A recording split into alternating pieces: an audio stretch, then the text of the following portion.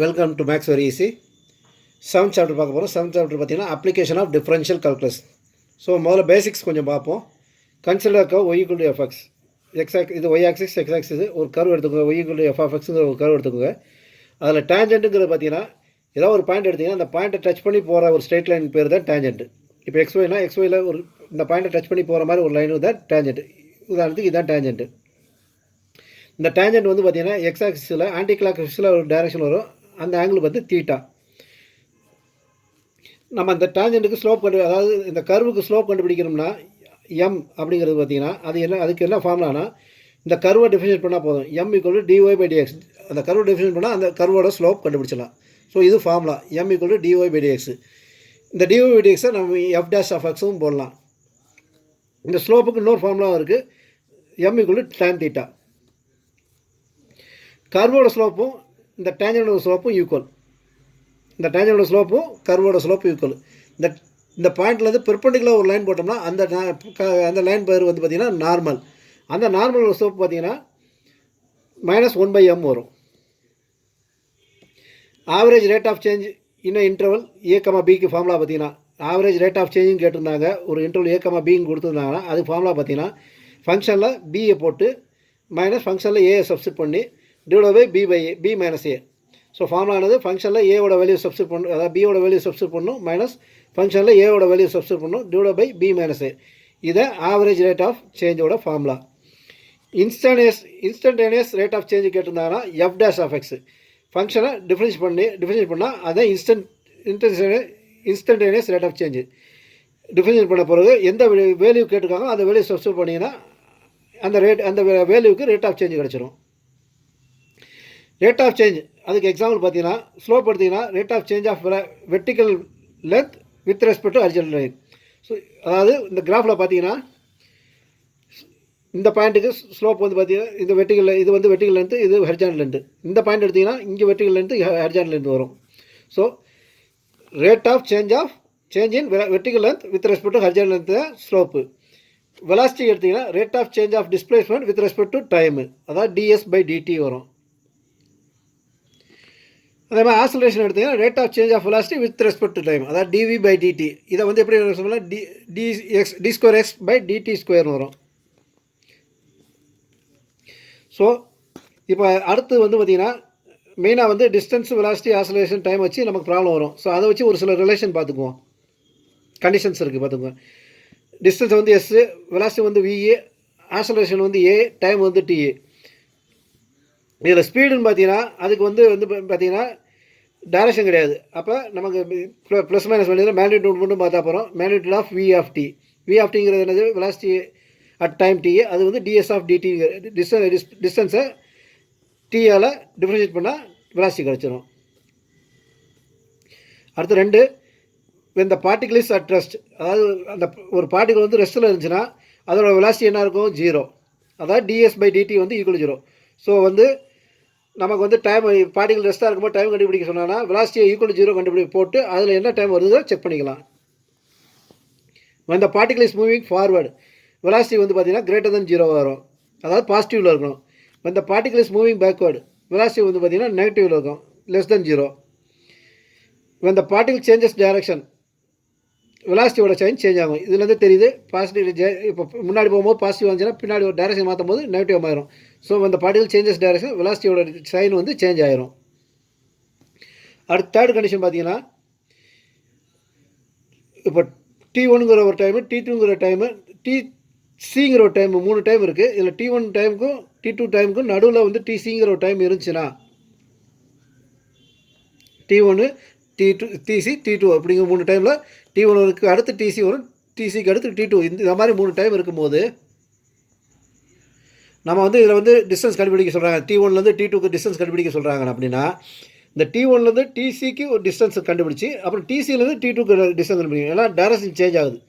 இப்போ direction change ஆகாமல் இருந்துச்சுன்னா ஒரே இதில் கண்டுபிடிச்சிடலாம். நமக்கு இங்கே பார்த்தீங்கன்னா tcயில் டைரக்ஷன் சேஞ்ச் ஆகுது. ஸோ இந்த மாதிரி டைரக்ஷன் சேஞ்ச் ஆகும்போது அந்த டைரக்ஷன் சேஞ்ச் ஆகிற இது வரைக்கும் ஒரு டிஸ்டன்ஸ் எவ்வளோன்னு பார்த்து அப்புறம் இதுக்கு எவ்வளோ டிஸ்டன்ஸ் கண்டுபிடிக்கணும். அப்படி தான் கண்டுபிடிக்கணும். ஸோ அதுக்கு ஃபார்முலா பார்த்தீங்கன்னா, ஸோ அதைத்தான் நீங்கள் particle changes the direction then total distance travelled from t1 to t2 is given by displacement. அதாவது டிஸ்டன்ஸ் வந்து t1 மைனஸ் டிஸ்டன்ஸ் டிசி, T1லேருந்து டிசிக்கு உள்ள டிஸ்டன்ஸ் எவ்வளவு அதுக்கு மாடலஸ் ப்ளஸ் டிசியிலேருந்து T2க்கு டிஸ்டன்ஸ் எவ்வளவு அதுக்கு மாடலஸ். இது ரெண்டையும் கூட்டினீங்கன்னா அந்த டிஸ்டன்ஸ் கிடைக்கும். அடுத்த 4வது, when a body fall with same acceleration, மேலேருந்து உழுது ஒரு ஆப்ஜெக்ட் உழுது எந்த ரெசிஸ்டன்ஸும் இல்லை அப்படின்னா அதோட ஆக்சலரேஷன் பார்த்தீங்கன்னா -g, ஜிங்கிறது கிராவிட்டி ஃபோர்ஸு. வெலாசிட்டி பார்த்தீங்கன்னா -gt ப்ளஸ் v0, டிஸ்டன்ஸ் பார்த்தீங்கன்னா -gt²/2 plus v0t plus s0. இல்லை ஜி பார்த்தீங்கன்னா 9.8 மீட்டர்ஸ் பெர் செகண்ட் ஸ்கொயரு, இல்லைனா 32 ஃபீட் பெர் செகண்ட் ஸ்கொயரு. எஸ்ஓங்கிறது பார்த்தீங்கன்னா இனிஷியல் ஹைட்டு, விஓங்கிறது பார்த்தீங்கன்னா இனிஷியல் வெலாசிட்டி. ஸோ இந்த பேசிக் தெரிஞ்சுக்கிட்டு நம்ம சம்முக்குள்ளே போவோம். Exercise 7.1, a particle moves along a straight line in such a way that after t seconds its direction from the origin is distance s கொடுத்தாங்க. s வந்து with respect to t கொடுத்தாங்க. s equal to 2t² plus 3t meters. Find the average velocity between t equal to 3 and t equal to 6 seconds. Find the instantaneous velocity at t equal to 3 and t equal to 6 seconds. So average velocity interval a b na f of b minus f of a divided by b minus a. இங்கே நமக்கு என்ன கேட்டிருக்காங்க, T2க்கும் T1க்கும் கேட்டிருக்காங்க. s of t2 minus s of t1 divided by t2 minus t1 போடணும். So S கொடுத்துருக்காங்க. இதில் T1 substitute பண்ணி T1 வந்து 3, T2 வந்து 6. T1 s of t1 பார்த்தீங்கன்னா 3 சப்ஸ்டியூட் பண்ணிங்கன்னா 2 into 3² ப்ளஸ் 3 into 3. 3² பார்த்தீங்கன்னா 9. அப்போ 2 into 9 ப்ளஸ் 3 into 3 9. 2 into 9ங்கிறது 18, 18 plus 9 which is equal to 27 metre. Distance at T2 வந்து பார்த்தீங்கன்னா 2 into 6² ப்ளஸ் 3 into 6. இது 18 வரும், 6²ங்கிறது 36. 2 into 36 ப்ளஸ் 18 இது 72 வரும். 72 plus 18 which is equal to 90 metre. அப்போ average velocity equal to 90 minus 27 divided by 6 minus 3 வரும், which is equal to 63/3. Cancel பண்ணிங்கன்னா 21 metre per second வரும். இன்ஸ்டன்டேனியஸ் வெலாசிட்டியோட ஃபார்முலா என்னது, f dash of s. f dash of sங்கிறது என்னது, ds/dt. s கொடுத்துருக்காங்க. ds/dtனா differentiate with respect D பண்ணணும். t² differentiate பண்ணிங்கன்னா 2tன்னு வரும். 2 into 2 வந்து 4 ஆகும். 4t. 3t டிஃபரன்ஷியேட் பண்ணிங்கன்னா 3 வரும். ஸோ இது வந்து when t equal to 3 இருக்கும்போது ds/dt வந்து பார்த்தீங்கன்னா t-க்கு பதில் 3 சப்ஸ்டியூட் பண்ணிங்கன்னா 4 into 3 plus 3 equal to 12 plus 3 which is equal to 15 meter per second வரும். Instantaneous velocity when t equal to 3 வந்து பார்த்தீங்கன்னா 15 meter per second. அதே when t equal to 6 பார்த்தீங்கன்னா சப்ஸ்டியூட் பண்ணிங்கன்னா 4 into 6 plus 3 வரும், 24 plus 3 which is equal to 27 meter per second. So instantaneous velocity at t equal to 6 பார்த்தீங்கன்னா 27 meter per second. இதான் answer. Second sum, a camera is accidentally knocked off an edge of a cliff 400 meter high. The camera falls a distance of s equal to 16t² in t seconds. How long does the camera fall before it hits the ground? What is the average velocity with which the camera falls during the last 2 seconds? What is the instantaneous velocity of the camera when it hits the ground? So என்ன கொடுத்துருக்காங்க, S கொடுத்துருக்காங்க. எஸ்ஸோட relation இது எஸ்ஸுங்கிறது height எவ்வளோ கொடுத்துருக்காங்க, 400 feet கொடுத்துருக்காங்க. எஸ்ஸோட relation கொடுத்துருக்காங்க 16t² கொடுத்துருக்காங்க. நமக்கு என்ன கேட்டிருக்காங்க, ஹவு லாங் த கேமரா. மொதல் கொஸ்டின் பார்த்தீங்கன்னா how long does the camera fall before it hits the ground. அதாவது டைம் கேட்டிருக்காங்க. நமக்கு டிஸ்டன்ஸ் தெரியும், அதோட ஈக்குவேஷன் தெரியும். ஸோ இந்த ஈக்குவேஷனில் எஸ்ஸுக்கு பதில் 400 போட்டிங்கன்னா 400 equal to 16t² வரும். t² equal to 16 கிலோ பண்ணிங்கன்னா 400/16 வரும், which is equal to 25 வரும். அப்போ t வந்து பார்த்தீங்கன்னா 5 seconds. அப்போ அந்த கேமரா வந்து மேலேருந்து தரையை தொடுறதுக்கு 5 seconds ஆகுது. அடுத்த செகண்ட் கொஸ்டின் என்ன கேட்டிருக்காங்க, average velocity with which the camera falls during the last 2 seconds. Last 2 secondsனா 5 seconds லாஸ்ட்னா தேர்ட் செகண்ட்லேருந்து 5th செகண்ட் கண்டுபிடிக்கணும். அப்போ t1 வந்து பார்த்தீங்கன்னா 3, t2 பார்த்தீங்கன்னா 5. ஆவரேஜ் வெலாசிட்டிக்கு என்னது, s of t2 minus s of t1 divided by t2 minus t1. So s of t2 கண்டுபிடிக்கணும்னா s டிஸ்டன்ஸ் ஃபங்க்ஷனில் tக்கு பதிலாக வந்து t2க்கு வந்து 5 சப்ஸ்டியூட் பண்ணலாம். அப்போ 16 into 5² which is equal to 16 into 25.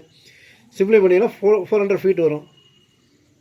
அதே மாதிரி s of t1 பார்த்தீங்கன்னா tக்கு பதிலாக 3 சப்ஸ்டியூட் பண்ண போகிறோம். 16 into 3² which is equal to 16 into 9 which is equal to 144 feet வந்துடுது. ஸோ ஆவரேஜ் வெலாசிட்டி பார்த்தீங்கன்னா 400 minus 144 divided by 5 minus 3 வரும். இது சிம்பிளை பண்ணிங்கன்னா 256/2 வரும், which is equal to 128 feet per second வரும். அதுக்கப்புறம் இன்ஸ்டன்டேனியஸ் வெலாசிட்டி வந்து it hits the ground hit பண்ணுறது எப்போ T = 5. அப்போ T = 5ல் வந்து இன்ஸ்டன்டேனியஸ் வெலாசிட்டி கேட்டிருக்காங்க.